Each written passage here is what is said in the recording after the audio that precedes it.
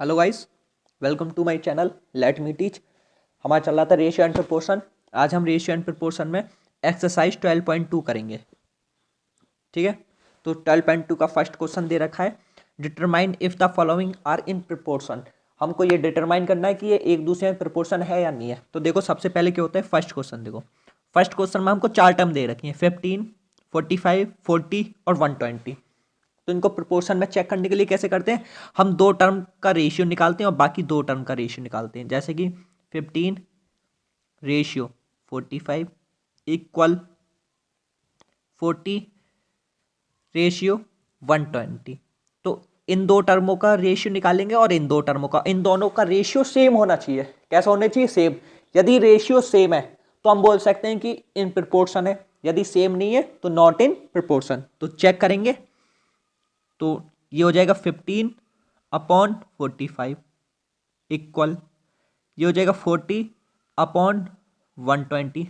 इसको कट करो, ये 1/13, इसको कट करो, ये भी 1/3, यानी कि ये आएगा 1/3 इक्वल 1/3, 1/3 इक्वल 1/3। तो रेशियो क्या आएगा? 1:3 इक्वल 1:3। तो ये दोनों क्या है? दोनों के रेशियो कैसे इक्वल हैं? दोनों के रेशियो कैसे इक्वल है? तो हम बोल सकते हैं are in proportion, are in proportion. ठीक है, आई होप ये क्वेश्चन आपका क्लियर हो गया होगा, आर इन प्रोपोर्शन। अब देखते हैं क्वेश्चन नंबर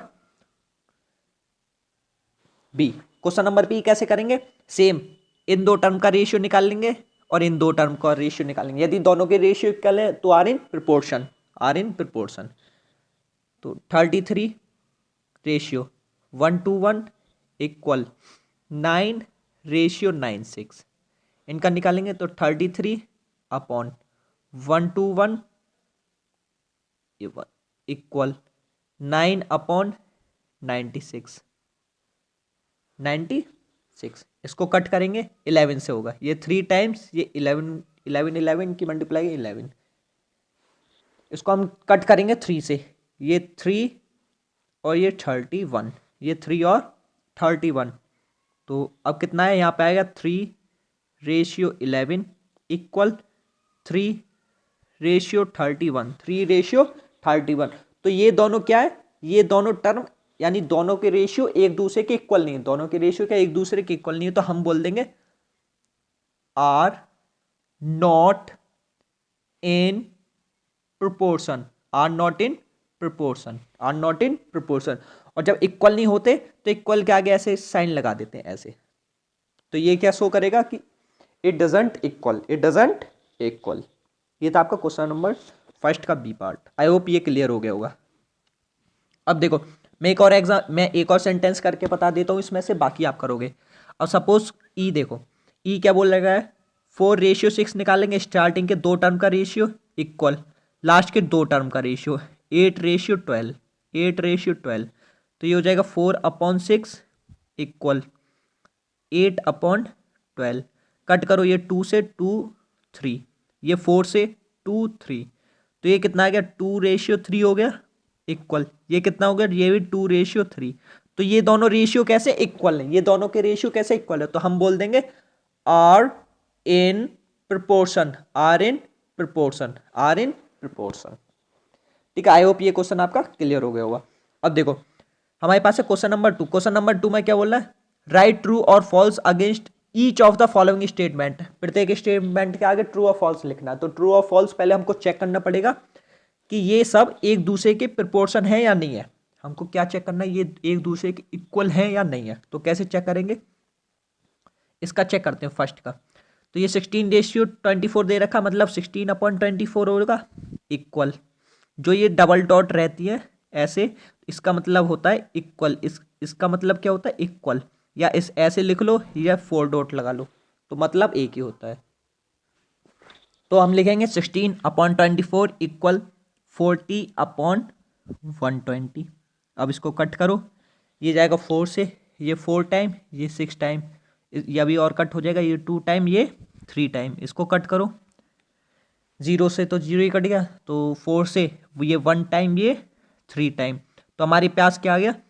2/3 इक्वल 1/3। तो 2:3 इक्वल 1:3, 1:3। अब देखो क्या ये एक दूसरे के इक्वल है? नहीं, तो हम क्या कर देंगे, क्रॉस का साइन लगा देंगे, इक्वल के ऊपर क्रॉस। जब एक दूसरे के इक्वल नहीं है तो इसका मतलब फॉल्स। क्या आएगा? फॉल्स। पहला क्या? फॉल्स। आई होप ये क्लियर हो गया होगा। अब देखो बी, बी कैसे करना है, इसको भी चेक करेंगे। 21/6 इक्वल 35/10। कट करो, ये 7 टाइम 3 से और ये 2 टाइम, इसको कट करो 5 से, ये 7 टाइम और ये 2 टाइम, तो क्या आ गया 7:2 इक्वल, ये भी कितना आ गया 7:2। तो ये क्या एक दूसरे के इक्वल है? क्या एक दूसरे के इक्वल? तो बी में क्या आ जाएगा? ट्रू। तो बी का क्या आ जाएगा? True, TRUE, true. ठीक है, आप ये क्लियर हो गया होगा। इसी तरीके से आपको सी करना है और इसी तरह से DEF। ई बता देता हूं मैं, ई कैसे होगा। ई पॉइंट वाले तो 5.2/3.9 इक्वल, इधर क्या दे रखा है 3/4, 3/4। तो देखो एक चीज देखो, जब भी पॉइंट इक्वल डिजिट बाद हो ना, यहाँ एक डिजिट के बाद पॉइंट है, इधर भी एक डिजिट के बाद, तो पॉइंट से पॉइंट कट जाता है, पॉइंट से पॉइंट कट जाता है। तो जब पॉइंट से पॉइंट कट जाएगा तो क्या बचेगा 52/39 इक्वल 3/4, 3/4। तो इसको कट करो, ये 13 से कट होगा, ये 4 टाइम जाएगा, ये 3 टाइम, तो मतलब कितना आ जाएगा, एक आ जाएगा 4:3 इक्वल, और ये आ जाएगा 3:4। क्या आ जाएगा 3:4। तो अब मेरे को बताओ कि ये एक दोनों के इक्वल है? नहीं, क्यों? क्योंकि यहाँ 4 है और इधर बाद में 4 है, तो ये इट डजंट इक्वल। क्या आ जाएगा? Doesn't equal. तो ये क्या स्टेटमेंट आ जाएगी? फॉल्स। क्या स्टेटमेंट आ जाएगी? फॉल्स। आई होप ये भी क्लियर हो गया होगा। ठीक है, तो इसी तरीके से आपको ई करना है, एफ करना है।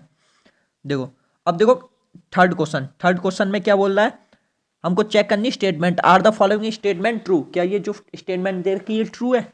तो कैसे चेक करेंगे? सेम चेक करेंगे जैसे हमने सेकंड क्वेश्चन किया था। 40% रेशियो 200% इक्वल 15 रुपीज रेशियो 75।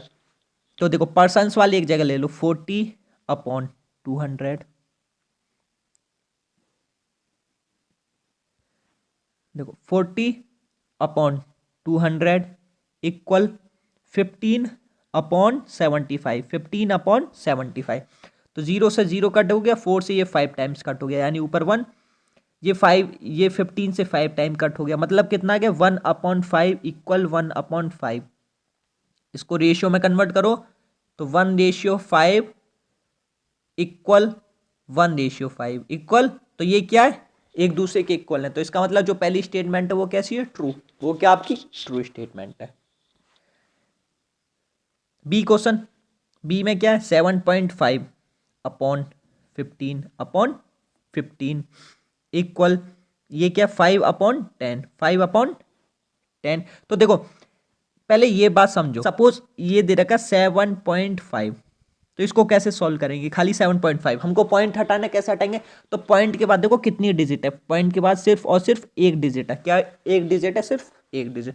तो हम क्या लिखेंगे 75/10। क्या लिख लेंगे? अपॉन 10, तो ऐसे पॉइंट हट जाएगा। तो यहाँ क्या लिखेंगे 75/15 मल्टीप्लाई 10, क्योंकि पॉइंट हटाएंगे इक्वल, यहाँ पे कितना 5/10, 5/10।